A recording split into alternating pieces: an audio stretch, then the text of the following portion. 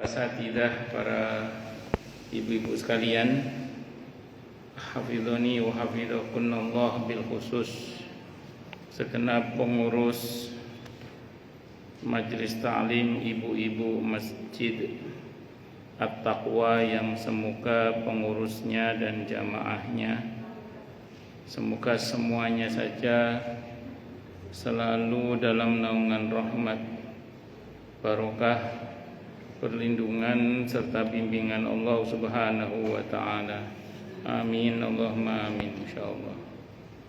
Dan tentu saya doakan semoga kemuliaan ibu-ibu sekalian selalu dijaga dan ditingkatkan terus oleh Allah Subhanahu wa taala sebagai seorang muslimah, sebagai seorang istri, sebagai seorang ibu, dunia hingga syurga. Amin Allahumma amin insyaallah. Allahumma inna nas'aluka ilman nafi'ah wa rizqan thayyiban wa amalan mutaqabbala wa fatahallahu alaina futuhal arifin. Allahumma inna na'udzubika min ilmin la yanfa' wa amalin la yurfa' wa qalbin la yakhsha' wa du'a la yusma'. Allahumma ati anfusana taqwaha wa zakkiha anta khairu man zakkaha anta waliyuha wa maulaha. Amin Allahumma amin insyaallah. Karena masih dalam suasana Syawal, saya ingin sampaikan taqabbalallahu minna wa minkum. Semoga Allah terima amal ibadah kita semua, bil khusus selama bulan Ramadan, sehingga mudah-mudahan saat ini dan seterusnya kita digolongkan dalam golongan hamba-hambanya yang bertakwa. Amin Allahumma amin insyaallah. Ada pepatah Arab yang mengatakan mangka surah kalamuhu kasurah khatauhu. Orang yang banyak ngomongnya banyak salahnya. Di majelis ini yang paling banyak ngomongnya saya. Jadi kalau ada salah-salah baik sengaja atau tidak, mohon dimaafkan lahir dan batin. Walaupun kadang ada jamaah yang nyeletuk, kalau Ustadz gak ngomong lebih salah lagi.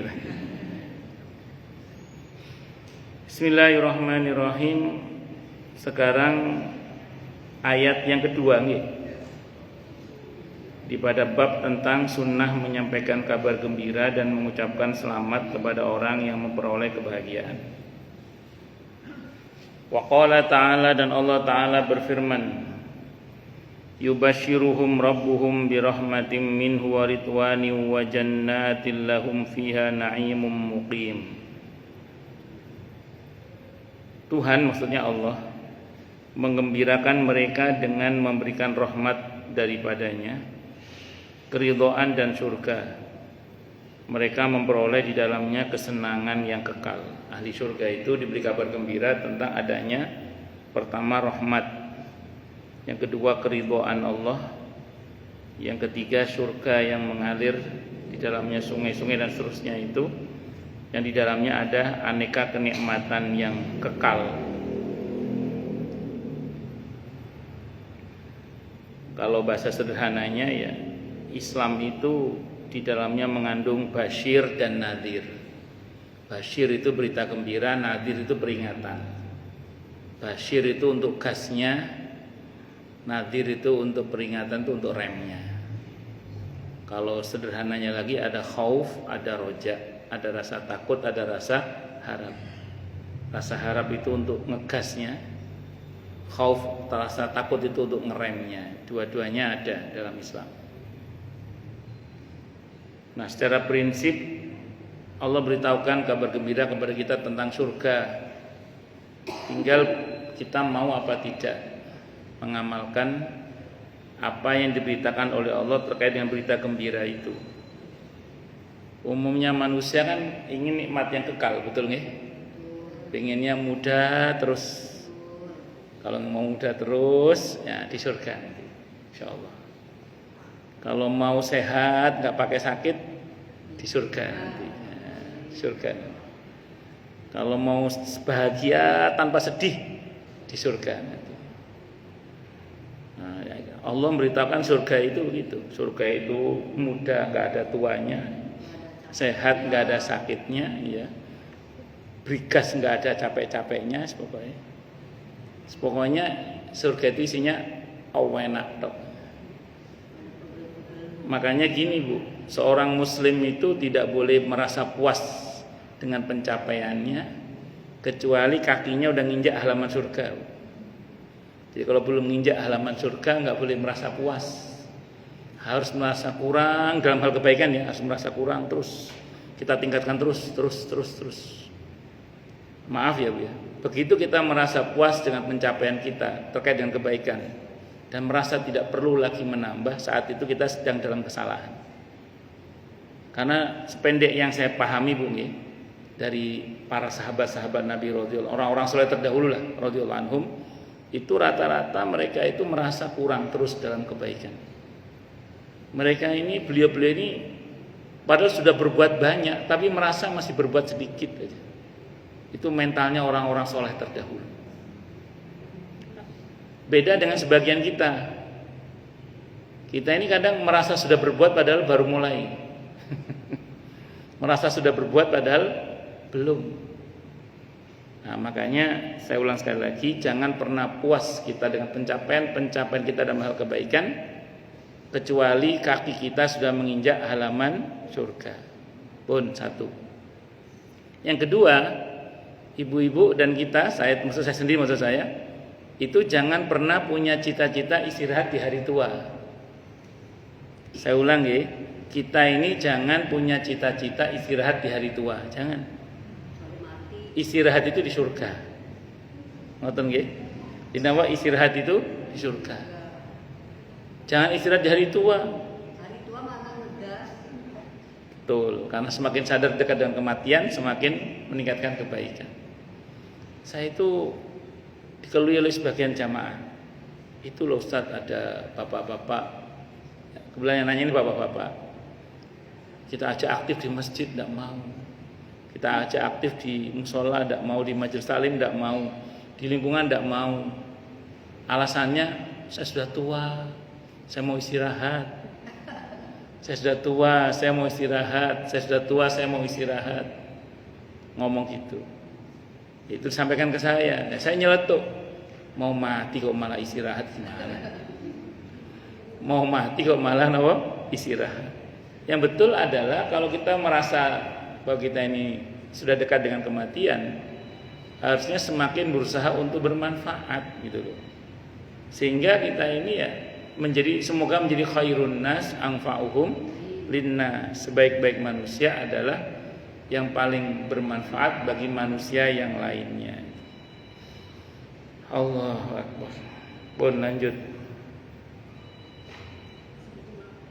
Saya ulang ya, jangan pernah punya cita-cita istirahat di hari tua ya. Istirahat di mana Bu? Di surga. Pun tuh diingat-ingat nih. Dan tidak boleh merasa puas sampai kaki kita menginjak halaman surga. Tapi ingat ya, surga bukan tujuan loh ya. Surga bukan tujuan. Tujuan kita adalah perjumpaan dengan Allah. Belum. Kalau ketemu Allah harus surga. Makanya saya belum selesai ngomongnya. Surga itu bukan tujuan. Tujuan kita adalah perjumpaan dengan Allah. Dan Allah maunya ketemunya di surga. Ya, paham maksudnya? Tapi maksudnya gini, kita jangan salah. Tujuan kita tetap bukan surga. Tujuan kita adalah perjumpaan dengan Allah. Inna lillahi wa inna ilaihi raji'un. Kita ini milik Allah, semua kita akan kembali kepada Allah. Dan nikmat terbesar surga adalah perjumpaan dengan Allah. Makanya gini Bu, di hadis yang cukup panjang tentang pasar-pasar surga itu, di antara penyesalan ahli surga, jangan salah, ahli surga ada nyeselnya juga Bu. Penyesalan mereka ini, mereka sudah bahagia, cuman nyesel karena ingin lebih bahagia lagi. Nyeselnya apa Bu di antaranya? Ini di antara penyesalan ahli surga itu, di hadis tentang pasar-pasar surga itu. Apa itu? Mereka baru sadar, baru ngeh, ternyata semakin tinggi surganya, semakin sering perjumpaannya dengan Allah. Semakin rendah surganya, semakin jarang perjumpaannya dengan Allah. Itu penyesalan ahli surga. Kalau bahasa kita ngerti yo ngono rek, aku biyen tak lebih lagi. Tapi surga yang terendah pasti ketemu Allah walaupun Pasti jarang. Cuma semakin, makanya gini Bu, kita jangan punya pikiran surga kelas ekonomi gak apa-apa sih Mbak. Daripada masuk neraka, memang sih daripada masuk neraka memang surga kelas ekonomis masih mending lah. Surga paling sempit itu Bu, bumi kali 10. Iya, bumi ini kali 10 itu surga paling sempit itu. Untuk satu orang itu. Bukan keroyokan, bukan satu orang itu. Nah, makanya kita itu, saya ulangi, kalau dibandingkan dengan neraka ya memang iya sih, memang lebih baik surga kelas ekonomi daripada neraka. Tapi yang saya maksud, kita sebagai seorang muslim, himmahnya itu jangan kelas ekonomi. Betul, itu Nabi yang nyuruh itu Bu. Mintalah kepada Allah surga Firdaus. Disuruh minta oleh Nabi, bukan berusaha. Kalau berusaha gak nyocok kita ini.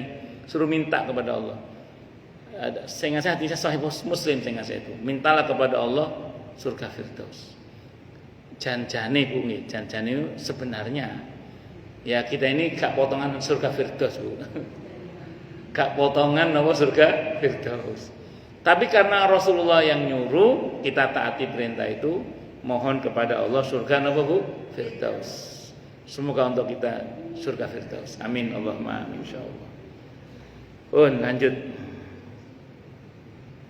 Wa qala ta'ala, dan Allah Ta'ala berfirman di surah Fussilat atau surah Hamim As-Sajdah, surah ke-41 ayat 30. Wa abshiru bil jannati allati kuntum tu'adun, dan bergembiralah dengan surga yang telah dijanjikan Allah kepada kamu sekalian. Ayat ini adalah untuk orang-orang yang innalladzina qalu rabbunallah tsumma istaqamu tatanazzalu alaihimul malaikatu alla takhafu wa la tahzanu wa abshiru bil jannati allati kuntum tu'adun. Sesungguhnya orang-orang yang berkata, tidak hanya berkata tapi berkeyakinan, Rabbunallah, Rabb kami adalah Allah, yang ngatur nasib kami adalah Allah, yang ngatur rizki kami adalah Allah, yang mengatur kehidupan kami adalah Allah. Tsumma istaqamu, kemudian mereka konsisten, ajak, continue, terus-menerus dalam keyakinan itu. Dalam wujud apa? Tidak berharap kecuali hanya kepada Allah, tidak bersandar kecuali hanya kepada Allah, tidak bergantung kecuali hanya kepada Allah. Tsumma istaqamu, kemudian mereka konsisten, ajak, continue dengan keyakinan itu. Kalau begitu yang terjadi sampai wafatnya. Karena saya baca dalam kitab tafsir itu, ini kondisi dalam ayat ini saat orang mengalami sakaratul maut. Kalau dia istiqomah dengan keyakinan bahwa yang memelihara dia, yang mengatur nasibnya, rizkinya, kehidupan semuanya adalah Allah, sehingga dia tidak berharap, tidak bergantung, tidak bersandar kecuali hanya kepada Allah. Kok begitu konsisten sampai wafatnya?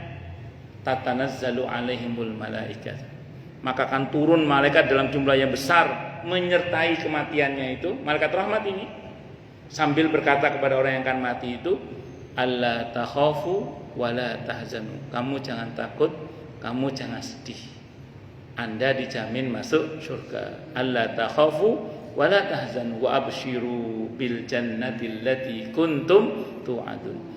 Anda jangan takut, Anda jangan sedih, Anda dijamin masuk surga.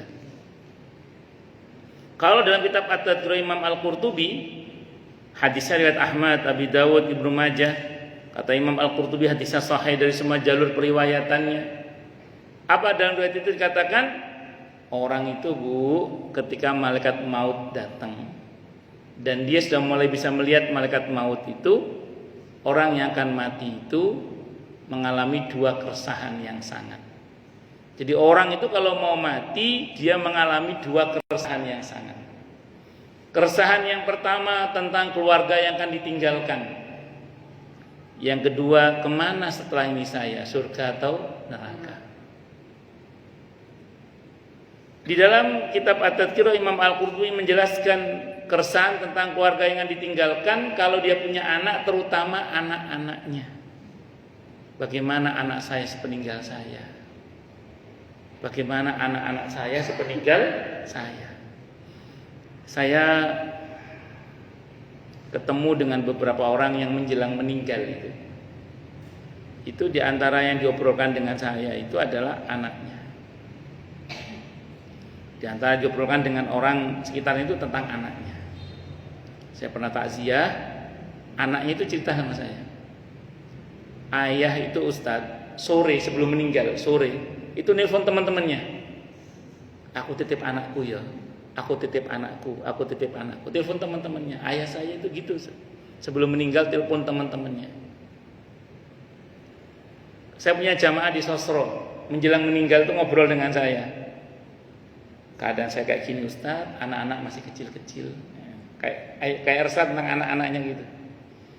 Terus ada santri saya itu kakaknya kecelakaan, menjelang meninggal dia teriak, titip anak saya, titip anak saya. Rupanya orang mau meninggal itu, di antara hal yang diresahkan adalah keluarga yang akan tinggalkan, terutama kalau punya anak-anaknya. Enggak disebutkan semuanya anak-anak gitu aja gitu. Nah, menariknya adalah gini Bu, ini menariknya. Kalau dia orang yang baik, keresahan itu dijawab oleh para malaikat. Kata Imam Al-Qurtubi dalam kitab At-Tadhkirah, kalau dia orang yang akan mati ini orang yang baik, dijawab keresahannya oleh malaikat. Apa kata para malaikat? Kita dalam kitab At-Tadhkirah saya baca itu, Anda enggak usah takut, Anda enggak usah khawatir. Anak-anak Anda akan diperbaiki keadaannya oleh Allah karena kebaikan Anda. Jadi sedikit banyak Bu kebaikan kita itu berdampak positif pada perbaikan nasib anak-anak kita. Nah, rupanya hadis itu menjelaskan Imam Al-Qurtubi itu sesuai dengan firman Allah Bu dalam Al-Qur'an. Di surah An-Nisa ayat 9 itu Bu.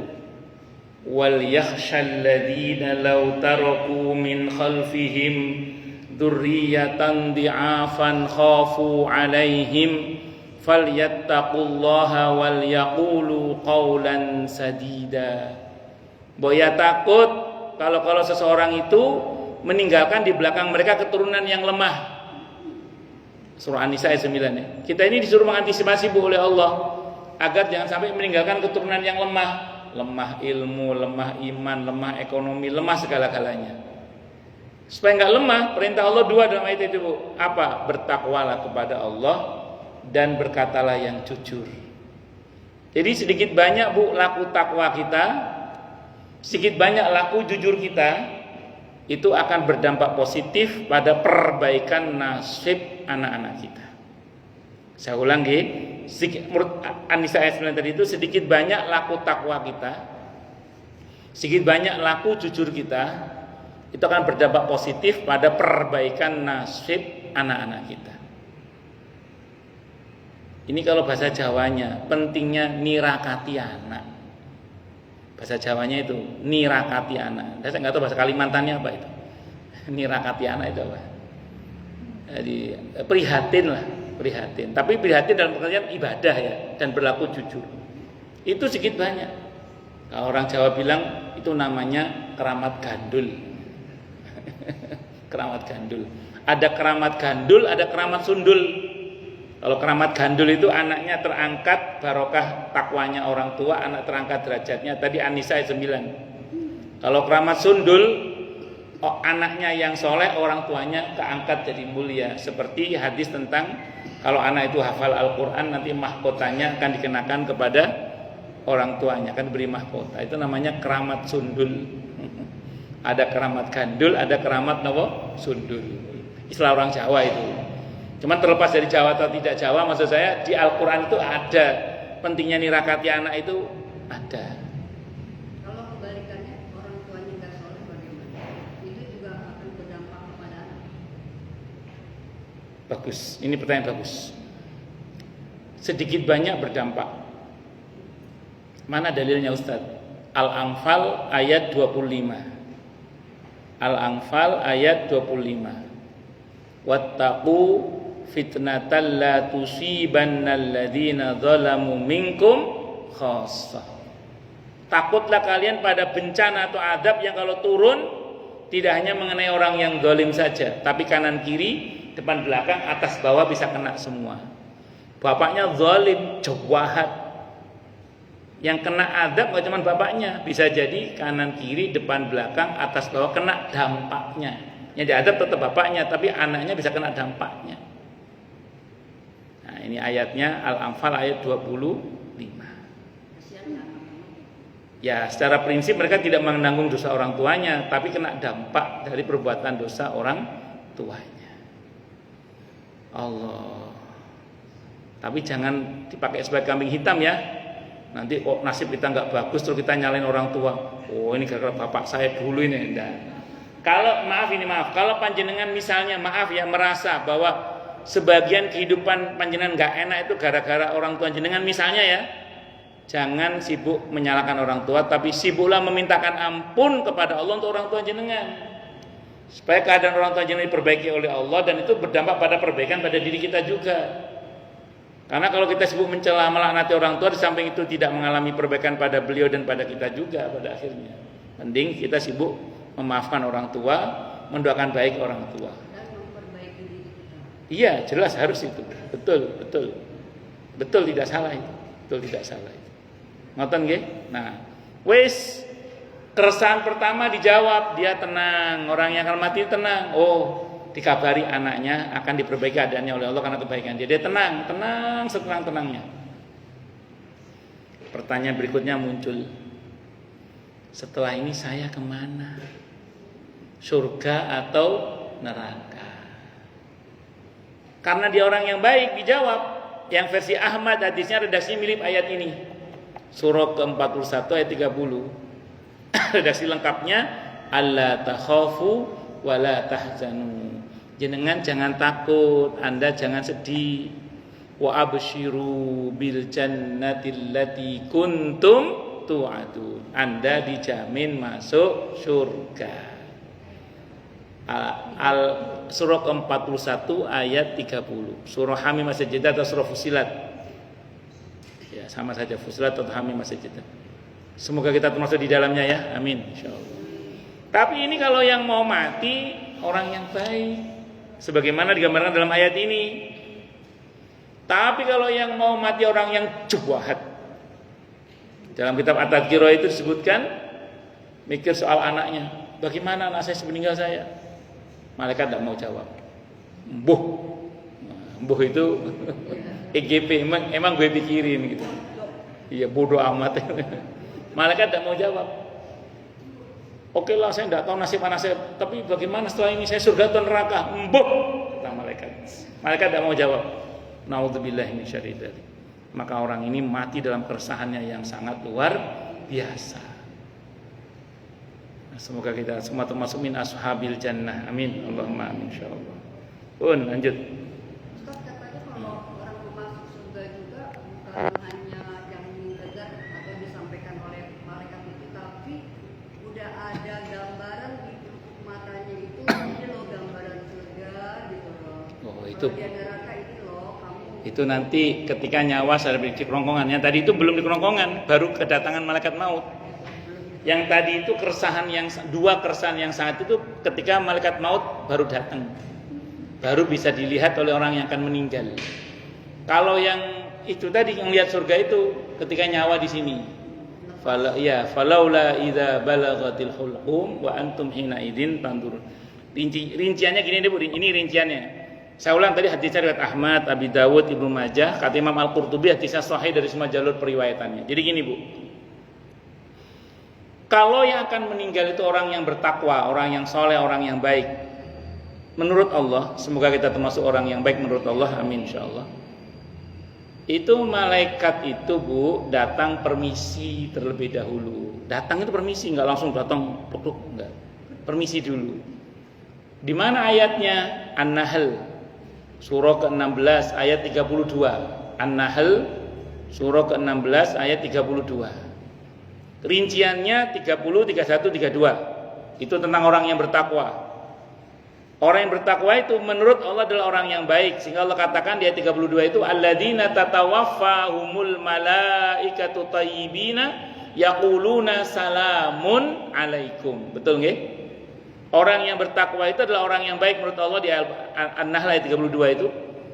Yang diwafatkan oleh para malaikat utusan Allah dengan cara yang baik. SOP-nya malaikatnya wajib mengucap salam. Salamun alaikum, permisi terlebih dahulu. Jadi malaikat maut itu gak tiba-tiba datang. Kalau orang yang baik enggak, permisi dulu. Bu Narwati, permisi nggih gitu. Nanti lah. Bapak saya cuma pas lagi sakit cuma jawab waalaikumsalam. Iya, permisi dulu. Ada yang datang. Betul. Permisi dulu, SOP-nya wajib mengucap salam. Assalamualaikum, Bu Ana, permisi nggih. Mau nyabut nyawa.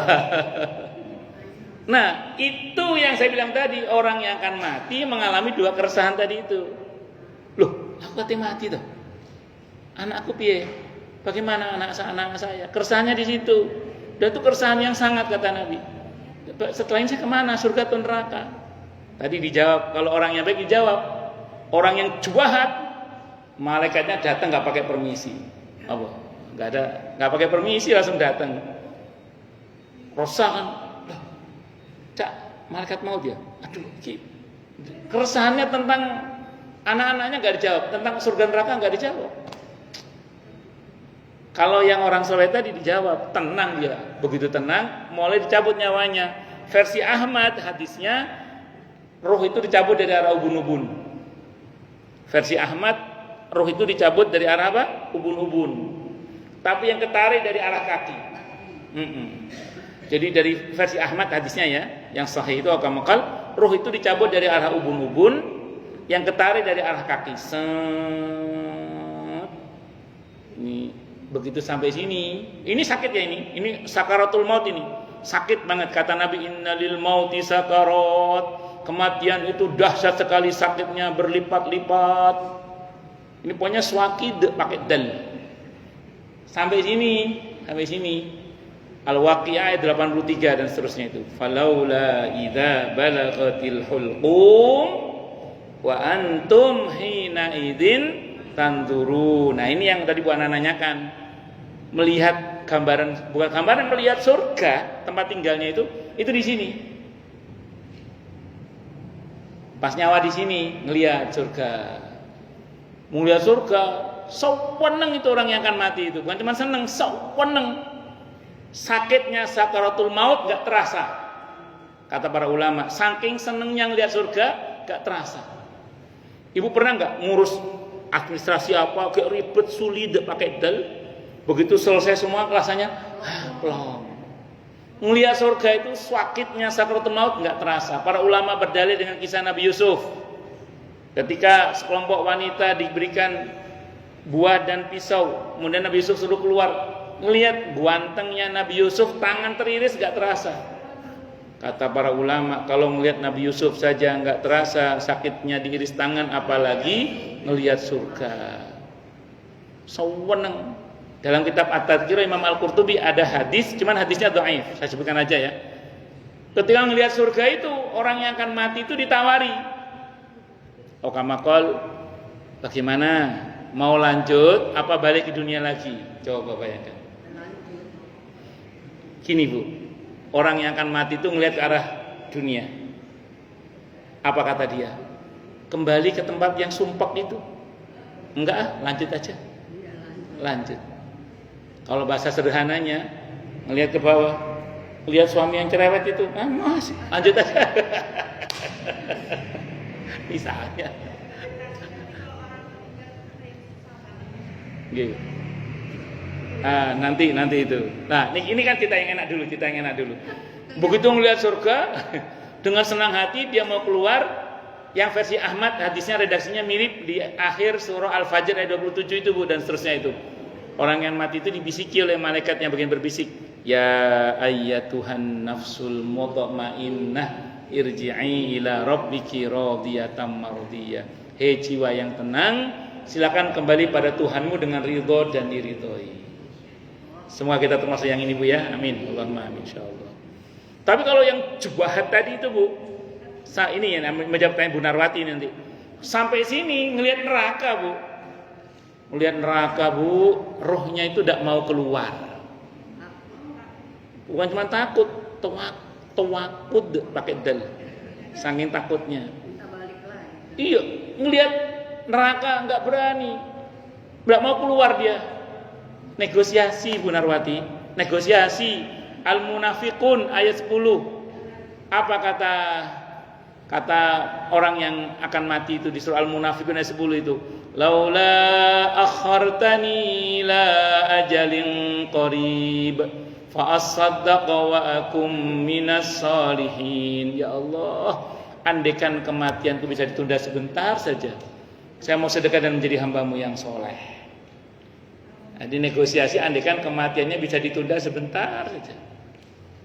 Dan saya ulang tadi, kalau untuk orang yang jahat, malaikatnya nggak pakai permisi, nyawanya dicabut bukan dari arah hunubun, sakarpe malaikate. Katanya dipukulin biar keluar. Oh tunggu dulu, belum selesai. Nanti sampai situ belum selesai. Dicabut suka-suka malaikatnya, mbuh teko brutune, mbuh teko potang yang sakarpe malaikat dicabut, tapi tetap yang ketar dari arah kaki. Sampai sini berhenti semua, tetap. Nah, ini dipukulnya sini Bu, dipukulnya ini. Karena ngelihat neraka dia nggak mau keluar, dia negosiasi. Al-Munafiqun ayat 10, ayat 11-nya ditolak negosiasinya oleh Allah, ayat 11-nya. Bahwa ajal tidak bisa diakhirkan walaupun cuma sesaat nih. Tetap harus mati. Karena nggak mau keluar, sementara ajal harus tepat waktu, dipukul sama malaikat. Surah Muhammad ayat 27, Surah Al-An'am ayat 93, dipukul sama malaikat gara-gara nggak mau keluar. Surah Muhammad ayat 27, Surah Al-An'am ayat 93, dipukul sama malaikat gara-gara nggak mau keluar. Kalau di hadisnya dipaksa, ayo keluar hei jiwa yang busuk, keluar. Kalau tadi kan hei jiwa yang tenang, ini enggak, hei jiwa yang busuk, ayo keluar, dipaksa keluar dia. Dipukul, yang mukul malaikat meletet. Kalau bahasa Jawanya nyenyek tun itu dipukul. Nauzubillahi min syarri dzalik. Nauzubillahi min syarri dzalik. Paham nggih? Nah, singkat kata singkat cerita, apa yang kita baca di surah Fussilat ayat 30 ini untuk yang baik tadi itu.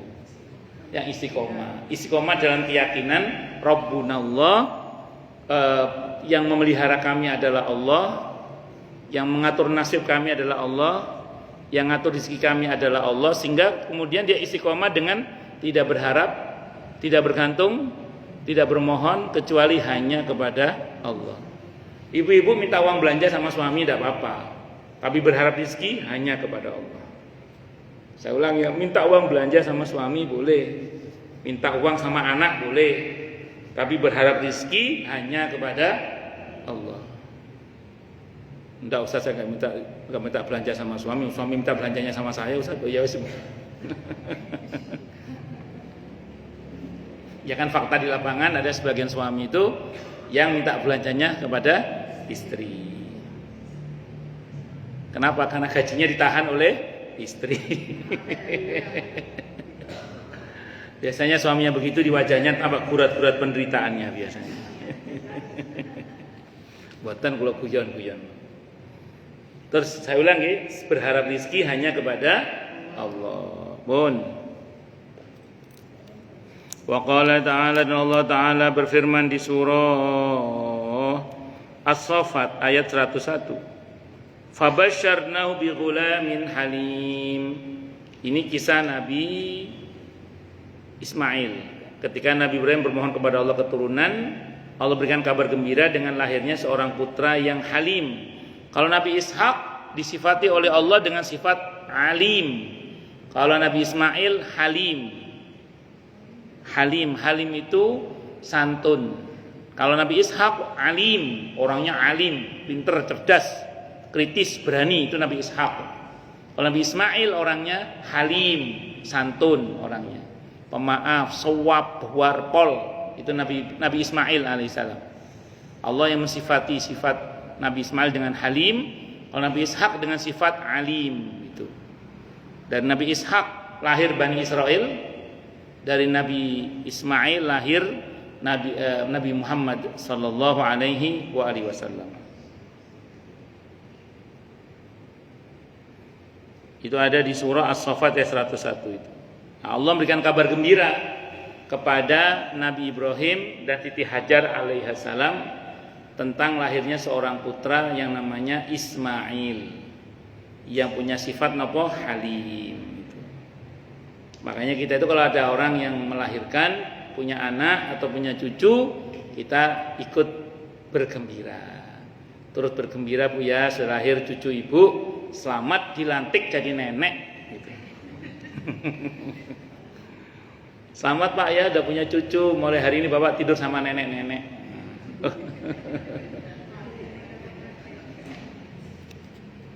Tapi ibu-ibu sini rata-rata Nelly, nenek-nenek lincah. Oh, lanjut. Orang itu macam-macam. Ada jelita, jelang 50 tahun gitu. Ada lolita, lolos 50 tahun.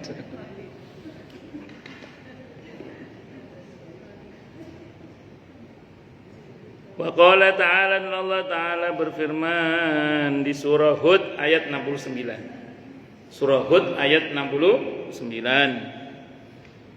Walaqad ja'at rusuluna Ibrahim bil busyra, dan sesungguhnya utusan-utusan kami, para malaikat maksudnya, telah datang kepada Ibrahim dengan membawa kabar gembira.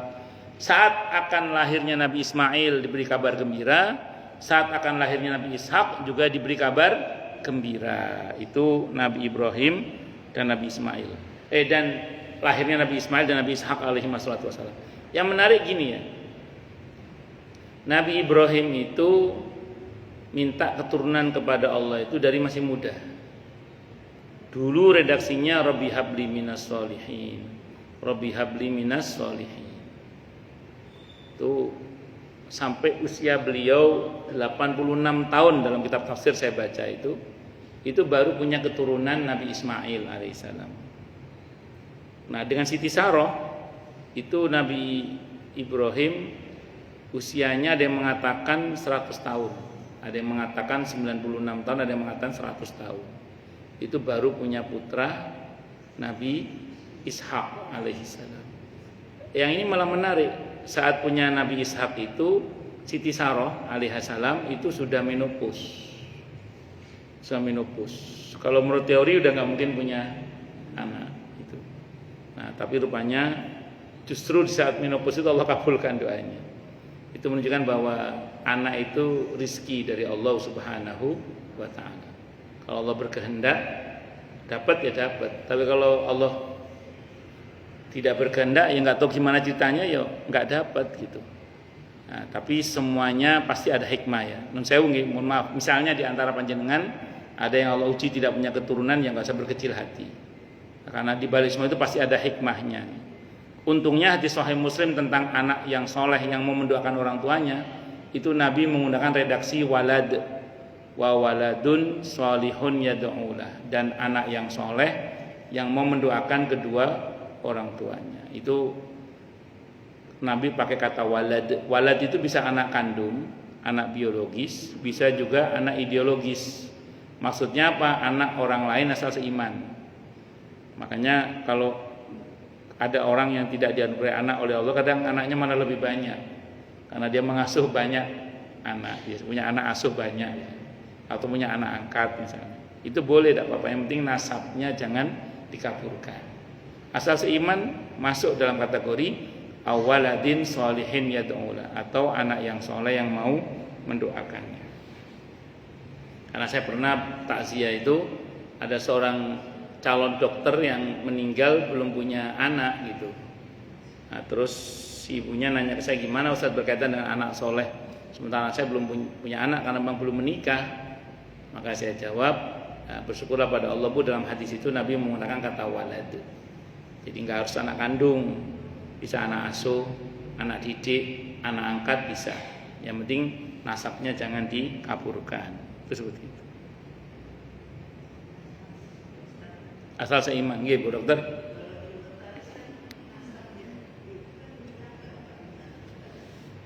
Kalau yang adopsi itu ya kini secara prinsip kalau itu tuntutan administrasi tidak apa-apa, tapi maksud saya dalam prakteknya dia harus tahu anaknya siapa, tetap harus, karena supaya dia tahu berkaitan dengan mahramnya. Kalau memang dia nggak jelas di mana rimbanya, karena maaf ya, Saya pernah ke Bandung, itu ada panti sosial di situ itu yang di situ mengasuh anak-anak. Beberapa anak-anak itu temukan di kardus. Jadi nggak jelas siapa orang tuanya itu. Nah, jadi mereka dididik di situ itu, ada yang sampai kuliah, bahkan sudah sampai berumah tangga sudah. Itu karena itu berdiri dari tahun 60-an kalau nggak salah.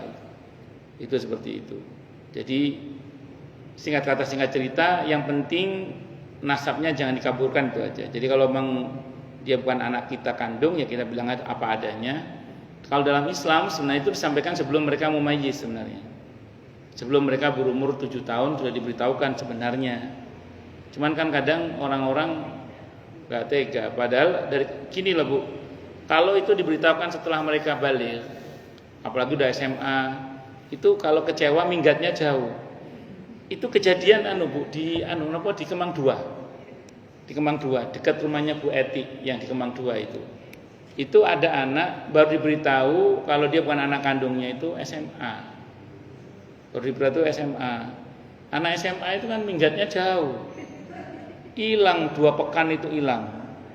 Jadi karena shock kaget 2 pekan dia hilang. Ketemu pakai narkoba. Sampai akhirnya meninggal dunia. Naudzubillah min syarri dzalik. Tapi kalau masih TK, shock paling minggat ke rumah temennya kan. Sehari 2 hari balik lagi udah. Dan mentalnya lebih tertata. Itu makanya Bu Eti kan juga punya putri angkat itu ya. Karena tahu sama-sama tahu jadi santai aja. Iya, santai aja. Enggak perlu terbebani. Itu. Makanya beliau sebelum akad nikah resmi di KUA, itu akad nikah secara agama terlebih dahulu itu saat itu Bu Eti. Karena di aktenya itu atas nama Pak Firdaus itu. Itu seperti itu. Nah, sementara negara tidak mau tahu kan, maka disahkan secara agama terlebih dahulu, baru disahkan secara negara. Ya, pertama nikah secara agama saat itu, karena supaya sah secara agama, karena di tertib administrasinya atas nama bapak angkatnya. Dan itu saya sudah bilang sih, andai kan bapak sah, tidak ada masalah. Kan yang satu sah secara agama, yang satu sah secara hukum negara, karena biar dapat suratnya itu sebenarnya. Wallahu a'lam bishawab. Tapi karena sama-sama tahu, nggak usah terbebani kan, beberapa kan terbebani kan, gitu. Ya naudzubillah, makanya nun sewu nggih, kalau ada ngangkat anak sebelum mumayyiz kalau bisa sudah diberitahukan. Nah, sebelum mumayyiz itu sebelum umur 7 tahun itu idealnya. Kalau terlambat sebelum balik kalau bisa. Ya, kalau udah gede biasanya ya tadi stresnya itu malah tambah biasanya. Bon, lanjut nggih. Wa qala ta'ala, Allah Ta'ala, sudah tadi ya. Wa qala ta'ala, Allah Ta'ala berfirman di surah Hud, surah ke-11 ayat 71. Wa imra'atuhu qa'imatun fadhahikat fabasyarnaha bi Ishaq wa min wara'i Ishaq wa Yaqub. Dan istri Nabi Ibrahim, istri Ibrahim berdiri di sampingnya lalu ia tersenyum, maka kami sampaikan kepadanya berita gembira tentang akan datangnya Ishak. Dan sesudah Ishak akan datang pula Yakub. Nabi Ibrahim itu usianya cukup panjang beliau. Beliau itu sampai dengan Nabi Yakub lahir itu beliau masih hidup. Jadi Nabi Ishak sampai Nabi Ishak menikah dan punya Nabi Yakub itu masih hidup. Dan Nabi Ibrahim ini dikenal sebagai nabi yang baik sekeluarganya. Kata para ulama, kriteria baik sekeluarga itu kalau suami istri, anak sampai cucu baik. Itu baru namanya sekeluarga baik. Suami istri, anak sampai cucu baik, itu baru namanya sekeluarga baik. Dalam Al-Quran yang begitu disebutkan cuma 3 di Al-Quran. Pertama Nabi Ibrahim alaihissalam. Ini sekeluarga baik semua. Nabi Ibrahim itu beliau, istrinya, anaknya sampai cucunya semuanya baik. Itu Nabi Ibrahim alaihissalam. Cicit udah nggak dihitung ya, cicit. Karena nanti putranya Nabi Yakub itu macam-macam misalnya. Yang kedua Ali Imran, keluarga Imran. Imran alaihissalam dan istrinya Hanna alaihissalam itu baik. Putrinya Siti Maryam alaihissalam itu juga baik. Semua putra putri Imran baik. Sampai cucunya Nabi Isa alaihissalam itu juga baik. Itu Imran. Yang ketiga Nabi kita Muhammad sallallahu alaihi wasallam, beliau dan seluruh istri beliau baik semua.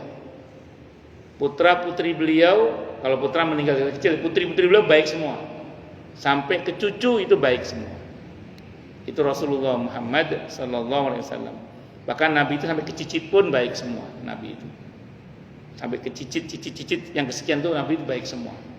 Itu Nabi kita Muhammad sallallahu alaihi wasallam. Mantu gak dihitung kalau mantu. Karena Nabi itu dua mantunya anaknya Abu Lahab. Dua mantu beliau itu anaknya Abu Lahab. Yang satu tetap kafir, yang satu sempat masuk Islam. Yang suaminya Zainab radhiyallahu anha. Itu seperti itu. Jangan salah, Nabi itu besan dua sama Abu Lahab. Itu seperti itu. Oh, lanjut.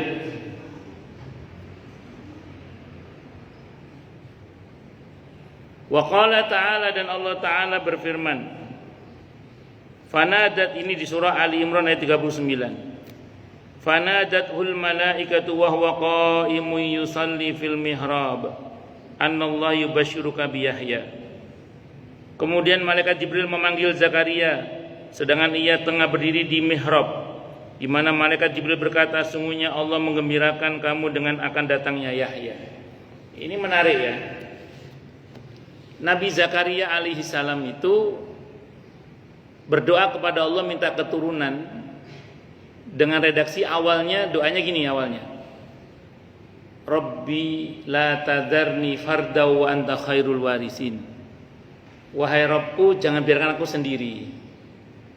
Berikanlah aku ahli waris. Jadi yang akan mewarisi dakwah saya. Ahli waris yang akan mewarisi dakwah saya. Rabbi la tadarni farda wa anta khairul warisi. Jadi ya Allah, jangan berikan aku sendiri, berikanlah hamba keturunan untuk mewarisi nanti dakwah saya. Sampailah istri beliau menopause, sama ini menopause juga. Bahkan dikatakan dalam Al-Quran sudah ajuz itu udah, menurut saya udah tua renta kalau bahasa kita. Sudah menopause lah. Iya sudah. Kalau sebagian para mufassir menceritakan karena istrinya udah menopause, Nabi Zakaria itu sempat berhenti berdoa karena sudah nggak ada harapan kan. Sudah istrinya sudah menopause, beliau sempat tidak berdoa. Rupanya itu ditegur oleh Allah. Ditegur oleh Allah dengan apa? Dengan beliau dibuat lupa memberi makan Siti Maryam alaihissalam. Jadi Siti Maryam itu tinggal di mihrab. Yang mihrabnya Siti Maryam itu untuk masuk ke dalamnya itu ada pintu yang berlapis, dan yang pegang kuncinya hanya Nabi Zakaria alaihissalam. Hari itu Nabi Zakaria lupa tidak ngasih makan Siti Maryam. Kaget beliau. Ponakanku lali rek, belum aku kasih makan.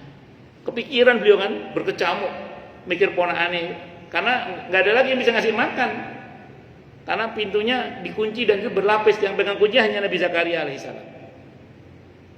Maka beliau bergegas membawa makanan. Sampai di mihrabnya Siti Maryam ternyata sudah ada makanan. Kata Nabi Zakaria, anna laki hadza. Dari mana ini nduk? Kan ponakannya kan, dari mana ini nak? Kok sudah ada makanan di mihrab kamu? Oh, ini dari Allah. Yang Allah itu berkuasa memberikan rizki dari arah yang tidak diduga-duga. Di situ Nabi Zakaria tersentak. Berarti mihrabnya Siti Maryam ini barokah berarti. Karena Allah tampakkan keberkahan di situ. Maka Nabi Zakaria langsung berdoa di mihrab itu. Jadi mihrab ini ada matan bukan mihrabnya Nabi Zakaria, mihrabnya Siti Maryam. Ini namanya apa Bu kalau bahasa Arabnya itu? Tabarruk, memohon keberkahan kepada Allah melalui tempat yang Allah tampakkan keberkahannya. Nah, tempatnya Siti Maryam itu tempat yang diberkahi oleh Allah. Nabi Zakaria berdoa di situ. Kali ini doanya beda Bu. Rabbi habli min ladunka dzurriyyatan thayyibah innaka sami'ud du'a. Allah kabulkan doanya, berdoa di tempat yang mustajabah. Di kita ada nggak usah tempat yang diberkahi? Ada. Kalau kita ngomong tempat, pertama multazam antara Hajar Aswad dengan pintu Ka'bah, itu mustajabah. Tapi dorong-dorongan Ustaz, ya sudah, yang penting ada di area Masjidil Haram, itu insya Allah semuanya mustajabah. Ya. Kemarin itu saya mau nejang karena pasti akan berjibaku, saya milih nun sewu, ya Allah saya tidak sana aja doanya, kan saya nggak enak sampai kewo sama Allah kalau harus gini-gini sama orang. Nah terus ya itu kembali pada rasa gitu. Ya semoga Allah ampuni kita semua, amin insyaallah. Nah yang kedua raudhah itu antara dalamnya Nabi dan mimbarnya Nabi. Kata para ulama seluruh Nabawi itu raudhah. Cuman yang super mustajabahnya itu antara dalamnya Nabi dengan mimbarnya Nabi, itu raudhah. Nah, selebihnya secara umum masjid ini termasuk tempat yang diberkahi oleh Allah. Nah ibu-ibu kalau di masjid lagi taklim, apalagi pas hujan, udah doa. Tidak sedikit jamaah yang cerita sama saya, betul Ustaz kemarin pas ngaji pas hujan itu saya doa sama Allah, alhamdulillah beberapa Allah kabulkan. Nah, jadi ngaji ngeten iki lho sambil batin, utang lunas ya Allah, utang lunas ya. Suami tambah sayang ya Allah, suami. Itu gitu itu. Jadi batin itu. Ngoten nggih? Nah, itu seperti itu. Itu insyaallah mustajabah. Nah, Nabi Zakaria tabarruk dengan tempat, berharap keberkahan kepada Allah melalui tempat yang Allah tampakkan keberkahannya. Itu mihrabnya Siti Maryam. Jadi kalau mau ziarah ke sana itu ada mihrabnya Siti Maryam itu ya barangkali kalau mau berdoa ya monggo, siapa tahu masih kecipratan barokahnya. Tapi mohonnya sama Allah loh ya, bukan sama tempat, tapi mohonnya tetap sama Allah. Itu seperti itu. Di Palestina ya, di mana? Di Turki, bukan di Palestina Bu. Bukan Palestina aja deh. Itu yang jejak Rasul itu loh, di mana itu? Di Palestina kalau nggak salah. Palestina Bu, Palestina, betul kan? Palestina di Bethlehem. Itulah mungkin itu. Di sana itu orang sana itu lagunya itu gini Bu. Ya Nabi, tinggi gitu. Bukan itu Eropa itu. Makanya ya saya nggak ngerti lah kok ganti itu. Lanjut nanti kemana-mana nih. Ya baik. Paham ya. Jadi ini cerita tentang apa Bu? Tentang mustajabahnya doa di tempat yang mustajabah. Makanya kalau berdoa itu Bu ada istilah waktu yang mustajabah. Ya, ada tempat yang mustajabah. Ada doa yang mustajabah. Ada orang yang mustajabah. Kalau tempat tadi saya contohkan deh. Kalau waktu misalnya antara adzan dan iqamah. Saat hujan. Terus kemudian waktu sepertiga malam akhir. Apa boleh enggak? Kalau saat terjolimi berarti keadaan. Ya keadaan. Ya waktu juga bisa itu. Ya, terus kemudian hari Jumat. Ya, hari Jumat itu sebenarnya lebih tepatnya dari malam Jumat sampai Jumat akhir, cuman potensinya di setelah asar. Terus saya kalau tidak salah, bukus yang sempat posting hari Rabu siang. Iya, hadisnya sahih ternyata itu. Saya baru tahu itu dari bukus itu. Tidak apa-apa, saya malah baru tahu itu. Nggih. Itu ilmu baru, enggak apa-apa, saya malah senang itu. Doa yang mustajab itu diantaranya waktu zuhur hari Rabu sampai asar, betul Bu ya? Sahih betul. Sudah saya cek sahih. Hadisnya sahih itu. Ibu kalau hari Rabu antara zuhur dan asar itu waktu yang mustajabah. Nah, itu jadi antara waktu, nanti searching di Google deh. Waktu hari Rabu waktunya antara zuhur dan asar. Atau nanti tanya sama bukus itu ada hadisnya itu di bukus itu. Dan betul sudah. Yang saya tahu sahih riwayatnya, betul sahih itu riwayatnya. Aukamakol. Saya baru tahu juga itu. Nah, itulah pentingnya kita saling mengingatkan. Rabu setelah zuhur. Ya, kalau Jumat itu sudah hadisnya banyak lah. Nggih. Itu seperti itu. Wallahu a'lam bishawab. Ada doa yang mustajabah.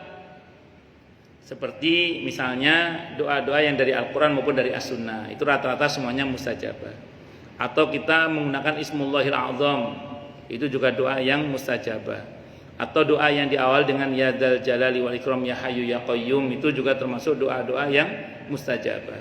Yang terakhir orang yang mustajabah. Kalau orang yang mustajabah itu kalau bagi anak kedua orang tuanya, terutama ibunya. Itu adalah orang yang mustajabah itu. Contoh kalau di dalam hadis itu manusia yang mustajabah itu misalnya ya itu siapa namanya itu Uwais Al-Qarni radhiyallahu anhu. Itu doanya mustajabah. Uwais Al-Qarni itu kalau berdoa kan beliau itu kata Nabi aukamakal karena sakit non saya belang, sopak belang warna putih itu. Doa sama Allah, ya Allah tolong sembuhkan hamba, langsung sembuh Bu.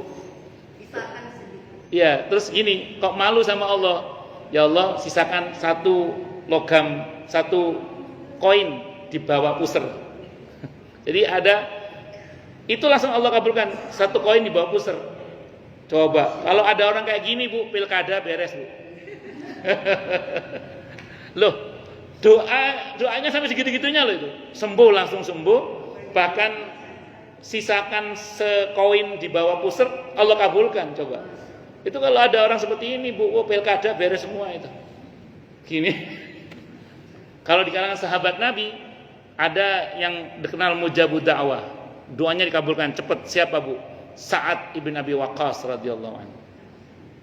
Sa'ad ibn Abi Waqqas radhiyallahu anhu itu Bu, kalau Anda baca ya dan riwayatnya, orang lumpuh didoakan langsung bisa jalan. Orang buta langsung melek. Itu Sa'ad ibn Abi Waqqas radhiyallahu anhu. Perang lawan Persia hampir kalah. Pasukannya masuk ke kemahnya karena beliau sedang sakit. Ya saat kita hampir kalah, langsung doa Bu, langsung menang. Mati rajanya itu, Raja Yazid II itu, mati. Sa'ad bin Abi Waqqas radhiyallahu anhu. Nah, beliau ini kan sakit ya. Oleh temannya dibilang sama-sama sahabat, Sa'ad, kamu doanya orang sakit langsung sembuh. Kenapa kamu sendiri sakit kok tidak minta sembuh kepada Allah? Apa kata Sa'ad bin Abi Waqqas? Sa'ad bin Abi Waqqas radhiyallahu anhu, kata beliau, mereka minta sembuh. Ya saya doakan sembuh. Aku enggak mau sembuh. Ya. Mereka minta sembuh, aku doakan sembuh. Aku enggak mau sembuh. Beliau menikmati sakitnya, Bu.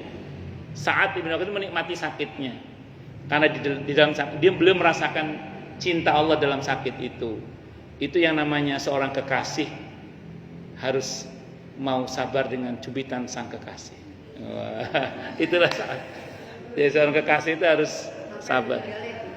Ya sakit, karena beliau memang nggak mau sembuh. Beliau belum lebih menerima. Wis terserah Allah diterima, sakitnya diterima. Dan itu Sa'ad bin Abi Waqqas radhiyallahu anhu. Itu betul. Nanti ada seorang tabi'in lagi doanya mustajabah Bu, namanya Abu Muslim Al-Khawlani radhiyallahu anhu. Ini juga doanya mustajabah. Abu Muslim pernah ketangkap sama pasukannya Musailamah Al-Kadzab, dibakar hidup-hidup nggak mempan Bu, karena beliau doanya mustajabah. Pernah suatu saat istrinya itu dihasut untuk durhaka kepada beliau. Beliau langsung berdoa, ya Allah jadikan orang yang menghasut istri hamba itu buta. Langsung buta itu yang menghasut istrinya itu langsung. Iya, itu Abu Muslim Al-Khawlani. Nah itu orangnya mujabud da'wah. Kalau doa langsung dikabulkan oleh Allah. Wah ini kalau begini-begini kan Masya Allah.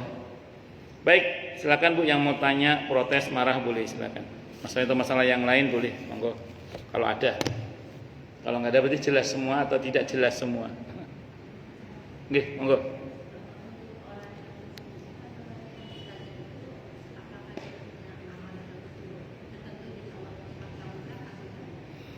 Beberapa kita ketahui amalannya. Seperti Uwais Al-Qarni radhiyallahu anhu itu barokah baktinya kepada ibunya. Begitu berbaktinya kepada ibunya sampai seperti itu doanya mustajabah. Beberapa kita ketahui, beberapa mungkin kita tidak mengetahui ya. Wallahu a'lam bishawab. Cuman sependek yang saya tahu, semua itu lahir dari orang-orang yang makanannya betul-betul steril halal. Ya, semua itu rata-rata lahir dari orang-orang yang doa-doa mustajabah itu rata-rata lahir dari orang-orang yang halal, makanannya betul-betul steril, halalnya itu betul-betul steril. Wallahu a'lam bishawab. Monggo yang lain silakan kalau ada. Tuh, jelas semua nggih? Atau tidak jelas semua ya? Masya Allah, barakallah.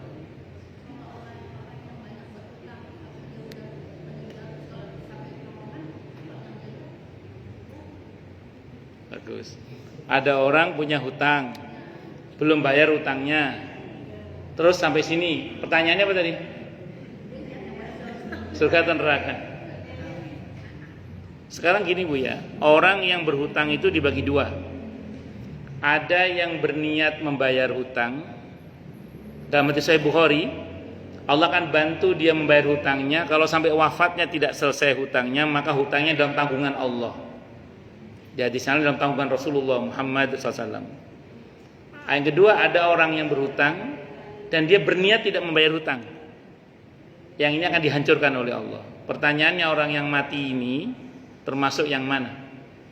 Dia termasuk yang berniat membayar hutang atau tidak?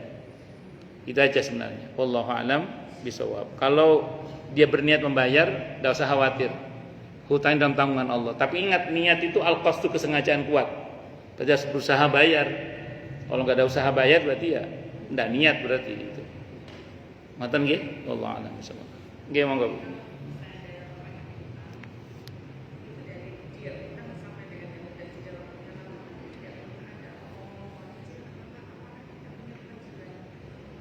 Bagus.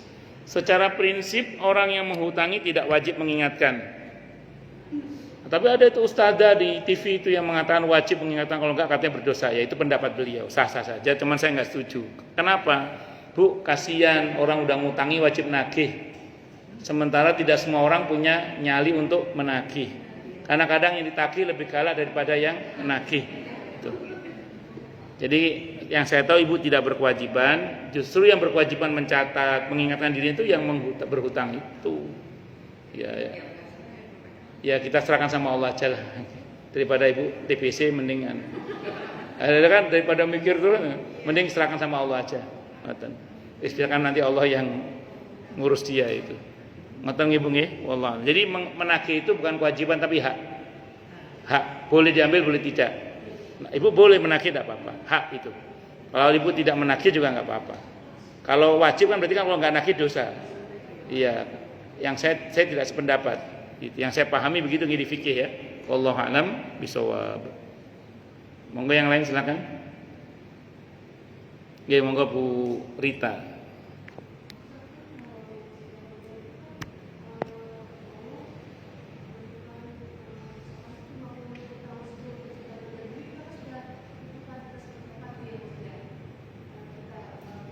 Terus.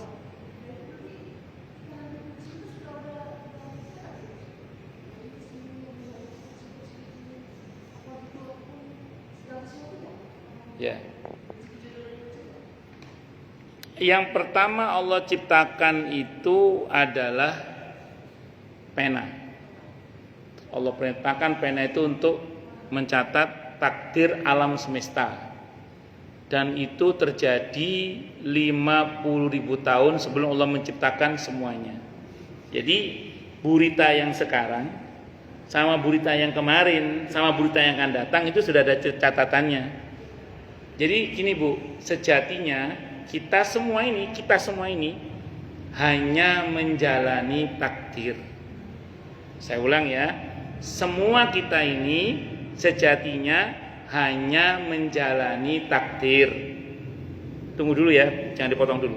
Nah, orang yang yakin betul tentang ini, dia nggak akan mudah galau. Biasanya orang yang galau itu karena imannya tentang takdir lemah biasanya. Orang yang yakin tentang takdirnya kuat, dia akan tenang. Kenapa? Kedepannya saya sudah ada yang ngatur Allah. Nah, cuman ini catatan pentingnya Bu. Kalau kita sudah yakin bahwa semua sudah Allah atur, sudah Allah tentukan, fokus kita kata para ulama Jangan pada apa yang sudah Allah tentukan. Fokus kita adalah pada perintah Allah untuk kita apa. Terhadap apa yang sudah Allah tentukan di Lauhul Mahfuz, kita nggak usah risaukan sudah. Karena yang menentukan nasib kita itu Allah yang maha baik, yang maha kasih, maha sayang, maha pengampun, maha pemaaf, hobinya memaafkan, cinta banget sama hambanya. Jadi nggak usah merisaukan takdir kita. Justru keimanan kita tentang takdir membuat kita tidak risau. Kenapa? Karena takdir kita sudah dicatat, ditentukan oleh Allah yang maha baik, maha kasih, maha sayang, maha pengampun, maha pemaaf, hobinya memaafkan. Terus fokus kita adalah pada perintah Allah untuk kita apa. Oh, Allah suruh saya berbanyak istighfar, kita istighfar. Allah suruh saya buka usaha, kita buka usaha. Allah suruh kita belajar, kita belajar. Allah suruh kita berzikir, kita berzikir. Allah suruh kita bersilaturahim, kita bersilaturahim. Udah, kita fokus pada perintah Allah aja, nggak usah merisaukan takdir. Makanya orang itu kalau yakin perihal takdir, dia tidak akan mudah galau dalam hidupnya. BBM mau naik, misalnya gitu, tenang aja. Kenapa? Paling saya ngobrol sama anak saya, Buya, BBM jadi naik nggak Buya? Kenapa Mas? Itu orang-orang pada ngantri panjang-panjang Buya. Kalau Abuya Mas, kalau saya gitu, kalau Abuya Mas mau naik, mau nggak naik, Abuya cuma berdoa sama Allah, ya Allah, tolong murahkan untuk hamba semua itu. Mau harganya berapapun, tolong murahkan untuk hamba semua itu. Begitu aja doa Abuya. Paham maksudnya? Ya udah, mau gimana, mau perjalanan takdirnya begitu. Nah, ngoten nggih. Yang penting kita fokus pada perintah Allah untuk kita apa. Nah, ngoten Bu Rita nggih. Oke, wallahu a'lam bishawab. Cukup dulu nggih. Kita tutup dengan hamdalah. Ini sudah hampir zuhur. Ibu sebentar banget. Satu lagi deh. Satu lagi, Ibu. Oke. Gini. Masuk dalam kategori perintah itu ya larangan juga di dalamnya. Perintah itu masuk di dalamnya adalah perintah melaksanakan maupun perintah meninggalkan, maksud saya begitu. Yang seutuh-utuhnya. Ngoten nggih. Wallahu a'lam bishawab. Baik, kita tutup dengan hamdalah. Alhamdulillahirabbil alamin. Semoga kajian kita bisa bermanfaat, mubarakah fi dini wa dunya wal akhirah untuk kita, keluarga kita dan seluruh umat Islam semuanya. Dan mudah-mudahan kita semua dijadikan oleh Allah sebagai orang-orang yang sukses dunia akhirat. Selamat dunia akhirat, bahagia dunia akhirat, dan dipermudah setiap urusan kita oleh Allah fi dini wa dunya wal akhirah.